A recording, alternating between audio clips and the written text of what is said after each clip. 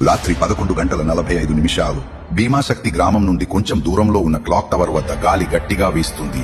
గడియారం మెల్లగా tick tick మంటూ 12 గంటల సమయాన్ని చేరుకుంటోంది. ఆ సమయంలో అక్కడికి ఒక వ్యక్తి చేరుకున్నాడు.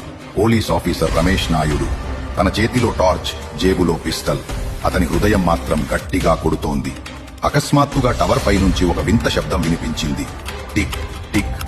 టైం అయింది రమేష్ గారు. ఆఫీసర్ లైట్ వేస్తే పైనుంచి ఒక బొమ్మ వేలాడుతోంది. ముఖం మీద రక్తంతో రాసిన అక్షరాలు. సత్యం రక్తం కడుగుతుంది. అదే సమయంలో వెనుక నుండి ఎవరో కత్తి మెరుపుతో దాడి చేశారు. రమేష్ తిరిగి చూసేలోపే అతని భుజం మీద గాయం. కానీ అతను తిప్పుకుని లైట్ వేసేసరికి ఎవరూ లేరు. కింద నేల మీద మాత్రం ఇంకో తెల్ల పువ్వు. అదే పక్కన చిన్న కాగితం. రెండవది పూర్తయింది. రమేష్ గుండె ఉడికిపోయింది. అంటే మొదటిది నిజమే, ఇప్పుడు రెండవది కూడా. ఆకాశంలో మబ్బులు గట్టిగా కమ్ముకున్నాయి. ఓ సిగ్నల్ టవర్ లైటు మెరుస్తోంది. అక్కడే నిలబడి ఉన్నాడు తున్ తున్ సహూర్. చీకట్లో అతని కళ్ళు మాత్రమే కనిపిస్తున్నాయి. చెప్పాడు, ఇంకా 3 మిగిలారు. ఇప్పుడు మొదలవుతుంది మరింత లోతైన మిస్టరీ. ఇంకా ఏమీ జరుగుతుందో తెలుసుకోవాలి అని ఉంటే పార్ట్ 4 అని కామెంట్ చేయండి. అలానే కంటెంట్ నచ్చితే లైక్ చేసి సబ్స్క్రైబ్ అండ్ ఫాలో చేసుకోండి ఫ్రెండ్స్.